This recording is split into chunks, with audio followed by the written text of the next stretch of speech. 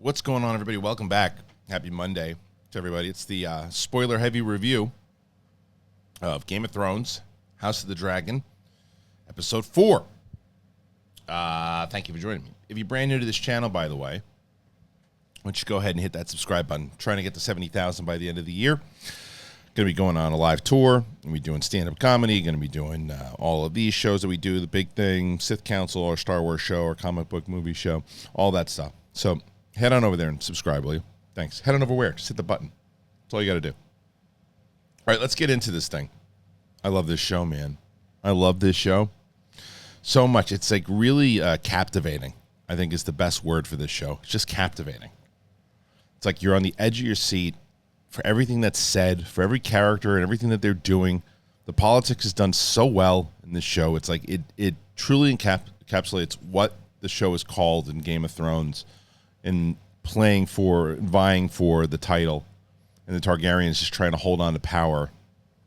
And it goes into all this lore that you learned in Game of Thrones, the original series, and all that stuff. It also shows you a lot why they have that white hair, a lot of incestual shit going down. It's a fact, by the way. That's why they have that hair. I don't know if you know that. Look it up. It's because there's a lot of ancestral shit going down, and we saw that in more ways than one in this series. But it starts off, Emilia Alcock, who's just incredible as Rhaenyra. It's incredible. So sad that we're going to be losing her. Nothing against the other actors. I haven't seen her yet. Or, excuse me, I haven't seen them yet. But I'm very curious if they're going to be able to hold up to what Emilia Alcock is doing, because Emilia Alcock is crushing it as Rhaenyra. So good. Anyway, Rhaenyra's on the throne, or not the throne, doing her tour as she's going to be a suitor. For her hand, because her dad's setting up this whole tour. A bunch of people are like, okay, listen, you got to get married. There's a bunch of people out there for you. And she's just bored out of her skull. And she's getting a kick out of it. You know, you see a lot of Rhaenyra. She's not like this ultimate goodness character.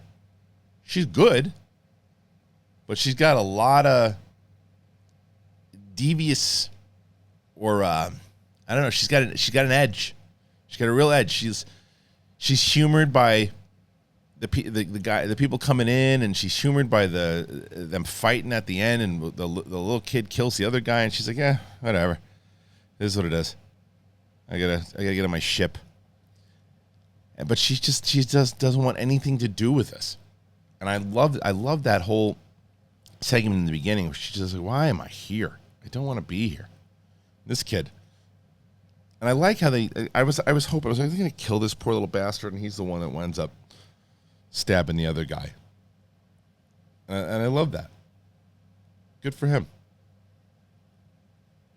They're on the ship. And then, Dragon comes in, and we know right away what's about to go down. Our boy, Daemon, with a fresh new hairdo, is back. This whole scene is just such a chess game. This whole episode was just a chess game. He comes in and he's like, yeah, I'm back, everybody. I'm like, what is this lunatic going to do? And they stop him with the sword first. And he's like, nah, add it to the collection, will you? Stop breaking my balls. And he knows how to play the game. And that's the whole thing with him, is that he was at one point trying to show his brother, this is what I do, man. Now it's just like, no, I needed your help. You didn't want to help me out. We went to war because you were too afraid to do it. We did it. Then you were going to help us out at the very end. Screw you. And I did everything I needed to do. I took out Crab-Face McGillicuddy. He's dead. Cut his little bastard ass in half. He was so insignificant, and I didn't even show it on camera. I just sliced his little ass and walked up to the beach, dumped him on the beach, cut my hair, had a sandwich, came back with my dragon, knocked into a ship, put on a crown. You're lucky I didn't have my dick hanging out. But he shows up, and here he is with his brother, who now, says, nah, we're good, man. You're the best. You can do whatever you want. Just don't try to bang my daughter, okay? Everything else, he doesn't say that to him, but he should have. But they have this whole conversation, And then as they're in the, you knew that this was going to go down, because here's this whole scenario. The second this starts going on, you're like, uh-oh, those freaky Targaryens looking to do some more shit with their hair. Because the whole thing with the necklace, and these two have always had a thing, right? And, you know, she's kind of enamored by him a little bit, and his pushback, they both have pushed back against the father. And then he takes her out into the streets, and they do their whole Aladdin thing, running around, and the Princess Jasmine and Aladdin running around the streets watching people do plays about them. Although that played a little bit more Thor than Aladdin at one point. But she, you know, she's seeing that the people did, and I love this. She's seeing that he's trying to show her. He's like, listen, they are not going to accept you. You got to be on their side. And she's like, well, screw them. He's like, listen, if you want to rule them, you got to care. And he's kind of teaching her at the same time, playing mental games. And he takes her into the brothel, and they have this whole thing. And what I found very interesting was a lot of people didn't read it this way, and I think you need to go back and watch the post thing. He doesn't just stop. Initially, you could read it where he just stopped because he realized what I'm doing is wrong. I got to get out of here. But what they tell you is that he can't get excited because he thinks he's in control, and the second she goes, nah, I'm digging this shit. He's like, no, wait a minute. This is A, wrong. B, this is not the play. I was trying to kind of overpower her. And I ain't overpowering her. She's digging it, and I can't get excited anymore. I'm out. And he leaves. And I thought that was a very creepy, crazy. And the music playing during that scene, by the way, was really eerie. And it's weird, as they were going through the streets, and I'm like, okay, this is, what are we doing here, and how it was going on for a little bit. But in hindsight, I'm glad it went on as long as it did. Because that's okay. Are they just kind of trying to fill time? And they certainly weren't. It was the crux of the whole episode was this scenario. So you really had to take in every little moment that was happening throughout this scene, and everything from it says so much about the character of Rhaenyra when she runs off and she's stopped by the guard, and she's getting off on it. And she likes being a rebel. She goes around Christos, or I can't remember the guy's name, but he's the guard when she winds up banging later on. He's standing outside. He thinks he's protecting her the whole time. Then Daemon gets her all worked up. She comes back, and now she's like, okay, asshole, take off your armor because it's time to go. And she's playing with him now, and like you talk about really having to be in the mood. It took them 17 hours to get that fucker's armor off. She had to take off the top part. I mean, by the time you get off the just the chest part, you could have rubbed one out in the bathroom. It's unbelievable. It's like, it takes so long to get that stupid thing off. So anyway, it finally happens. Could have watched a full season of Game of Thrones before this guy gets his armor off. But they do. And then all hell breaks loose after that. All hell breaks loose.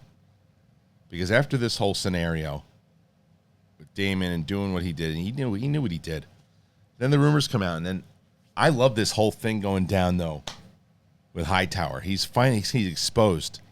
He is too ambitious. And what I loved about...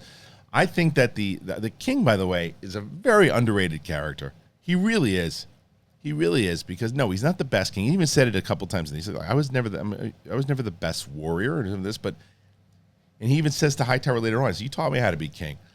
And when he's hammered, he seems to be making his best decisions, or at least can really get into, saying what he wants. But he has a lot of great scenes. Every single time he has like these longer dialogues. He's he's told by Hightower that Rhaenyra was out there causing shit and might have had sex with her uncle in a bathhouse or whatever, or a brothel or whatever. And he's like, well, first of all, why are you spying on my daughter? And he says to him, he's like, your ambition to get your grandson on the throne is that high that you would spy on my daughter? And he's 100% right. It's exactly what the guy's doing. And, his information's a little out of whack because they didn't wind up having sex, but they were fooling around, and then she would have. Damon couldn't get it done. Damon couldn't get it done, didn't want to get it done, took off. But false information, but nonetheless, accurate enough for the King of Viserys to say, hey, we got to find out what's going on. But it's Alicent, though, which is what Alicent, and again, we're going to lose both of these actresses pretty soon as we do this time jump later on. But Alicent then confronts Rhaenyra, and she's just like, look, we got to have a conversation here. What happened? And she's like, yeah, you wait a minute. This is treason. She's like, shut up with the treason. You doing dirty shit with your uncle or not? I know what you Targaryens are all about. She even says to him, you filthy little traditions that you have. How'd you get that hair? And she's like, no, I didn't. I swear on, and it's funny. Millie Alcock once said, she didn't lie. Yeah, she lied. Because she says he never laid a hand on me. Well, that's not true. He did. So she lied.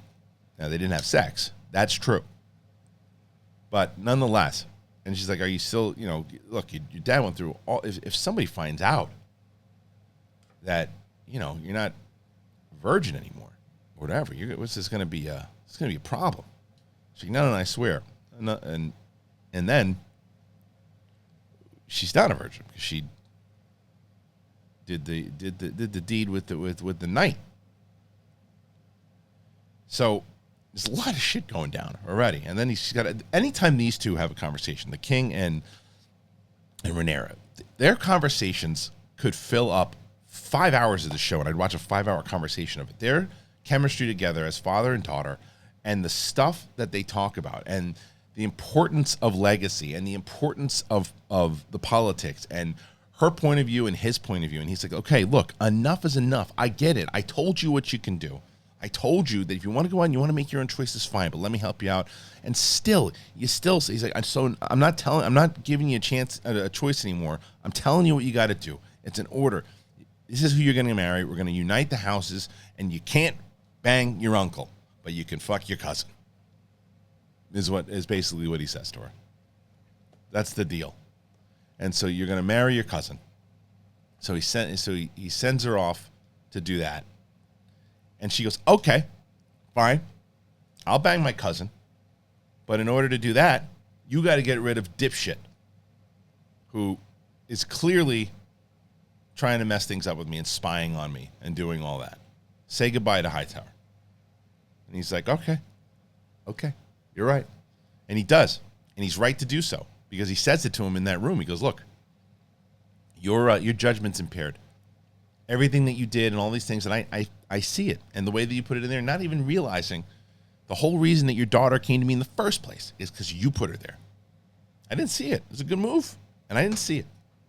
And he's like, no, yeah, sire. He's like, no, stop with the sire stuff. Or your grace. Stop. Everything that you did, much appreciated. Your services are no longer wanted. Beat it. And it was a great scene. It's a great scene because it's going to set up so much where you know that Hightower is going to... That's why I said he's the little finger of the show for me so far. Everything that he is going to strive to get his grandson in that throne, and it's going to be all about Rhaenyra and Daemon making sure that they're in power. And then I can't forget the scene where the king finally confronts Daemon and says, "Okay, the king. This is the king. The king has a great episode." I gave in my immediate reaction, I gave it to Rhaenyra, but as far as the MVP of the episode, but the king really comes through a couple different times. King's like, okay, I let you back in. I gave you a hug. We got hammered in the courtyard together. I was going to let you come back in and be in the kingdom again, and then you try to bang my daughter. And you only do it because you want to, for your political aspirations, and because you want to be the king.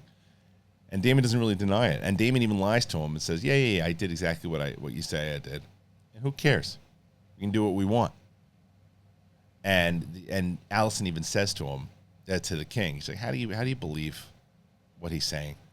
Why would he lie about something like that? Because he always spits nonsense. That's what this guy does. And there's just these little bits of dialogue when a character's not even in the scene and they talk about him that furthers the character is what I love about the show overall. Whether it's something a line Allison says about Daemon or a line that Rhaenyra says about Hightower, it just elevates the character work throughout the entire, every little scene, every little episode. It's just this maneuvering and placement of the politics that's just so intriguing. When it truly fits the title of Game of Thrones. And with House of the Dragon, the way that's played. And a lot of times when people throw a name of the title of a show or a movie in, it's like, oh, there it is. But it's like, no, when they kept saying House of the Dragon throughout this episode, it was powerful and it made sense of what they wanted to do and how they wanted to make House of the Dragon and the lore of the Conqueror, Aegon the Conqueror, and all that stuff, and how he was the one who brought together the Seven Kingdoms and all. It just makes you more fascinated with the lore and the way that they're playing. And they're only 4 episodes in. How strong it is so far. But Daemon's banished again. Get out of here. Don't come back.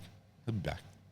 And now it's, Daemon's the one that, he says to him, he says, well, why don't you just wed her to me? He's like, no, I'm not doing that. But I am going to wed her to my nephew. Okay. Keep that hair going on. But again, consistent to what we learned in Game of Thrones.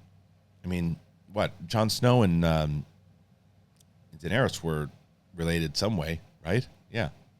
It's like it all grossed out at the end. That's right. They get freaked out because they're related. Anyway, so that's what the Targaryens do. Jaime Lannister saw some meme where he was watching the episode like, oh, okay, everybody else is doing this too.